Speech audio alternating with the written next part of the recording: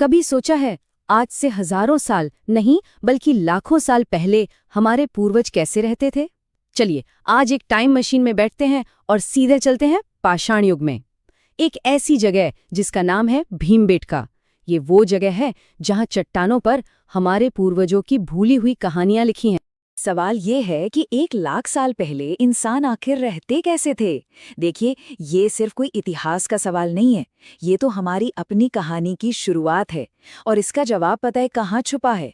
मध्य प्रदेश की विंध्य पहाड़ियों में, जहाँ चट्टानें आज भी हजारों साल पुरानी कहानियां सुना रही हैं।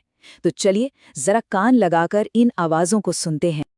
तो अब सवाल उठता है कि भाई भीमबेटका में ऐसा क्या खास है, क्यों बात कर रहे हैं हम इसकी? देखिए, ये सिर्फ कुछ चट्टानें और गुफाएं नहीं हैं। सोचिए, ये एक खिड़की है, पाषाण युग में झांकने की एक खिड़की, जहां से हमारे पूर्वज आज भी हमें देख रहे हैं। जरा इस नंबर पर गौर कीजिए, 1 लाख साल। ये इतना लंबा, इतना ज्यादा लंबा समय है कि हमारा दिमाग इसे ठीक से समझ भी नहीं सकता। उस दौर में इंसान एक शिकारी था, खानाबदोश था, और भीमबेटका की ये जो गुफाएं हैं ना, ये उसके जीवन के हर एक पल की गवाह बनकर आज भी खड़ी हैं। वैसे तो भीमबेटका में कई दौर की कला है, लेकिन जो सबसे मशहूर, सबसे जिंदा दिल पेंटिंग्स है ना, वो एक खास दौर की हैं। इस दौर को हम कहते हैं मध्य पाषाण युग या मेसोलिथिक एज। और ये कोई मामूली दौर नहीं था, ये मानव इतिहास में एक बहुत बड़े बदलाव का, एक क्रांति का समय था। ये मेसोलिथिक शब्द का मतलब ही है बीच का पाषाण युग, यानी ये पुराने पाषाण युग जब हर तरफ बर्फ थी और नए पाषाण युग जब खेती शुरू हुई, उसके ठीक बीच का समय था। आप इसे एक पुल की तरह समझ सकते हैं, एक ऐसा पुल जिस पर चलकर इंसान ने शिकारी से किसान बनने तक का सफर तय किया। और ये जो बदलाव था ना, ये छोटा मोटा नहीं था, ये एक पूरी क्रांति थी। देखिए हुआ क्या, धरती बदल रही थी, आइस एज खत्म हो रहा था, बर्फ पिघल रही थी, मौसम गर्म हो रहा था। अब इसका सीधा असर ये हुआ कि जो बड़े बड़े जानवर थे जैसे मैमथ, वो गायब होने लगे। तो भाई जिंदा रहने के लिए इंसान को भी बदलना पड़ा। अब वो छोटे फुर्तीले जानवरों का शिकार करने लगे, जैसे हिरन, और मछली पकड़ना भी सीख गए। और इस नए शिकार के लिए उन्हें चाहिए थे नए, छोटे और ज्यादा पैने औजार। और बस इसी जरूरत से जन्म हुआ एक नई टेक्नोलॉजी का, माइक्रोलिथ्स। नाम से ही पता चल रहा है, माइक्रो यानी छोटे। ये देखने में तो बहुत छोटे थे, कुछ सेंटीमीटर के बस, लेकिन इनका असर बहुत बड़ा था, एकदम क्रांतिकारी। इन्हें लकड़ी या हड्डी के हत्थों में फिट करके तीर बनाए गए, भाले बनाए गए। कह सकते हैं कि ये उस युग की स्मार्टफोन क्रांति थी। और सिर्फ औजार ही नहीं बदले, इसी दौर में पहली बार वो चीजें हुई जिनसे आज का समाज बना है। इंसान को अपना पहला साथी मिला, कुत्ते के रूप में। पहली बार खेती करने की कोशिश हुई, जैसे गेहूं और जौ उगाने की। और एक बहुत बड़ी बात, पहली बार मृतकों को इज्जत से दफनाना शुरू हुआ, जिससे पता चलता है कि शायद कुछ नई मान्यताएं, कुछ आस्थाएं जन्म ले रही थीं। मतलब इंसान अब सिर्फ जी नहीं रहा था, वो एक समाज बना रहा था।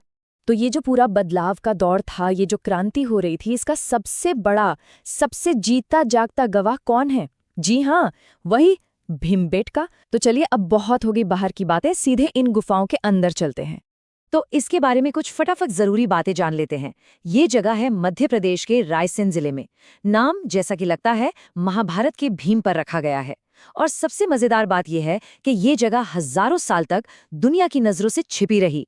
फिर अचानक 1957 में वीएस वाकनकर ने इसे खोज निकाला, और इसकी अहमियत इतनी ज्यादा है कि 2003 में यूनेस्को ने इसे वर्ल्ड हेरिटेज साइट यानी पूरी दुनिया की धरोहर घोषित कर दिया।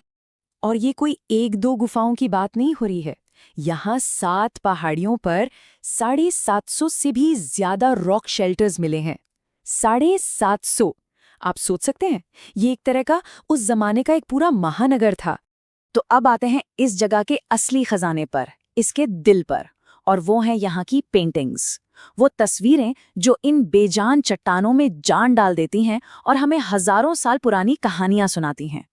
ये जो चट्टानें हैं ना, ये एक टाइम लैप्स कैनवस की तरह है, जिस पर एक के बाद एक कई पीढ़ियों ने अपनी कहानी पेंट की है। सबसे पुरानी पेंटिंग्स वो हरे रंग की सीधी सादी लकीरें हैं, शिकारियों की, नाचने वालों की। फिर आया मध्य पाषाण काल, और इन दीवारों पर जैसे जान आ गई। छोटे छोटे लोगों की भागती दौड़ती तस्वीरें बन गई। और कहानी यही नहीं रुकी। समय के साथ इस कैनवस पर घुड़सवार भी आए, धार्मिक निशान भी बने। एक पूरी सभ्यता का इतिहास इन दीवारों पर दर्ज है। और इन पेंटिंग्स में सिर्फ शिकार और जानवर नहीं है, इनमें पूरा का पूरा समाज झलकता है। लोग एक साथ नाच रहे हैं, बच्चे अपनी माँ के साथ हैं, शिकार के दृश्य हैं, यहाँ तक कि किसी को दफनाने के भी चित्र हैं। सोचिए जरा, क्या ये सब आज की दुनिया से बहुत अलग है? अगर इन सभी चित्रों को हम एक साथ जोड़कर देखें तो उनके जीवन की एक पूरी फिल्म बन जाती है। हमें दिखता है कि कैसे वो लोग समूह में बाइसन और हिरण का शिकार करते थे। उनके हाथ में नुकीले भाले, धनुष बाण साफ दिखते हैं।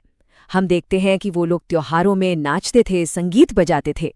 हमें उनके परिवार की झलक मिलती है, गर्भवती औरतें, बच्चों के साथ माएं। और एक चट्टान तो है जिसे जू रॉक कहते हैं, वो तो जैसे उस जमाने के जानवरों का एक पूरा एनसाइक्लोपीडिया हो। तो ये सब देखकर एक बड़ा सवाल मन में आता है, इन पूर्वजों की इस विरासत का आज हमारे लिए क्या मतलब है? हजारों साल बाद ये पत्थर आज हमसे क्या कहना चाहते हैं? भीमबेटका की अहमियत बस इन कुछ बातों से ही समझी जा सकती है। पहली बात, ये एक ही जगह पर हजारों साल के इंसानी सफर का एक लगातार रिकॉर्ड है, कहीं और ऐसा मिलना मुश्किल है। दूसरी, ये दुनिया के सबसे बड़े प्रागैतिहासिक कॉम्प्लेक्स में से एक है। और सबसे बड़ी बात, ये हमें सीधे हमारे पूर्वजों के सामाजिक और आर्थिक जीवन में झांकने का मौका देता है। और इतना ही नहीं, पास में ही जो आदमगढ़ की साइट है, वहां भारत में जानवरों को पालतू बनाने के सबसे पहले सबूत मिलते हैं। ये एक पूरी टाइम कैप्सूल। और आखिर में भीमबेटका हमें एक सवाल के साथ छोड़ जाता है।